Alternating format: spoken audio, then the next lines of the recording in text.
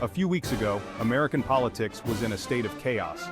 Then on Thursday night, when Donald Trump accepted the Republican presidential nomination for the third time, he delivered a message of unity and strength.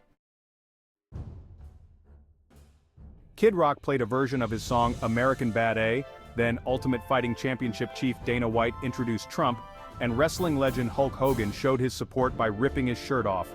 Then his rally song God Bless the USA was played. His name was written in big letters behind him and he walked onto the stage. "So much blood," Trump said, describing an attempt on his life. Trump began his speech by describing the attack that took place last Saturday. "Trump, as you know, the assassin's bullet almost took my life," he told Republican delegates. Trump, to see a chart, I started to turn to my right, like this, and was about to turn a little more, when I heard a loud noise and felt something hit my right ear, really, really hard. I said to myself, wow, what was that? That could have been a bullet. Trump described the Secret Service agents who rushed to the stage as very brave. Trump, "I stand before you in this arena only by the grace of God. Many people say that it was God's will. Maybe it was." He thanked the crowd present at the rally in Butler, Pennsylvania for remaining calm and not panicking. Trump, "They just didn't want to leave me and you could see the love on their faces." Although in his speech he strongly criticized Joe Biden's policies on many fronts, but Trump only took his opponent's name once and called him one of the worst presidents in history, as he often does at rallies. He said the damage he has done to this country is unimaginable. Just unimaginable.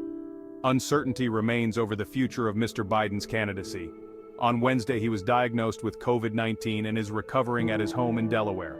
Mr. Biden has vowed to stay in the race, saying that prominent Democrats, including Barack Obama, are now questioning his position, and a growing number of congressmen have urged him to step aside for a new candidate.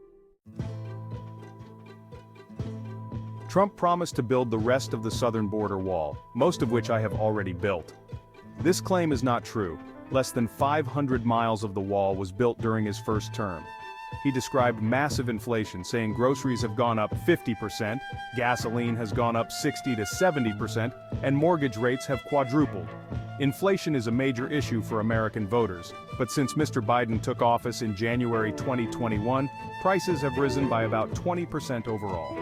Trump also repeatedly mentioned his baseless claim that he lost the 2020 election due to fraud.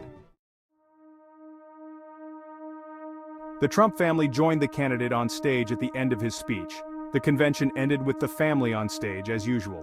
But the Trump family is not just for show, they are now truly Republican power brokers with the potential to become a dynasty. Trump's sons, Eric and Don Jr., were given high-profile speaking slots, and Don Jr. was reportedly a major influence on his father's vice presidential pick. Earlier in the week, Eric's wife, Lara Trump, took the stage.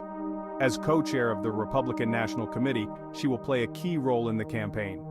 Less prominent members of the family, such as his eldest granddaughter Kai Trump, an avid golfer, were also seen at the convention. At the age of 17, she will not be eligible to vote in November.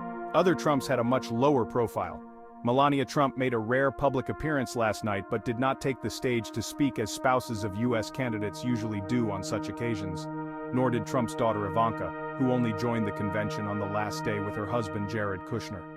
Once a close advisor to her father, she left politics after her father left the White House.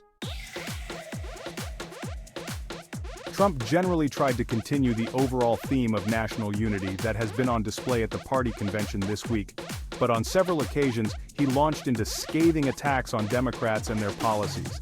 At the beginning of the speech, he told the crowd, "Together, we will usher in a new era of safety, prosperity, and freedom for citizens of every race, religion, color, and creed. I am running for president not to represent half of America, but all of America, because there is no victory in winning for half of America." Still, he couldn't resist the off-the-cuff lines criticizing top Democrats and the leadership of one of the country's largest unions, the United Auto Workers.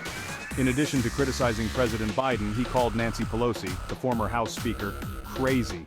Referring to the legal cases against him, he said, "They have to stop it because they are destroying our country." Trump also demanded that the Democratic Party immediately stop weaponizing the justice system. As has been the case throughout his political career, immigration was at the top of the agenda.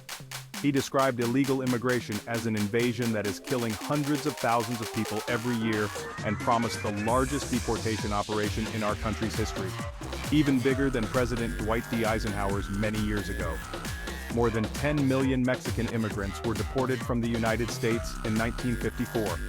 In a lengthy segment of one of the longest convention speeches in memory, he blamed immigrants for crime, saying, "We have become a dumping ground for the world which is laughing at us. They think we are stupid."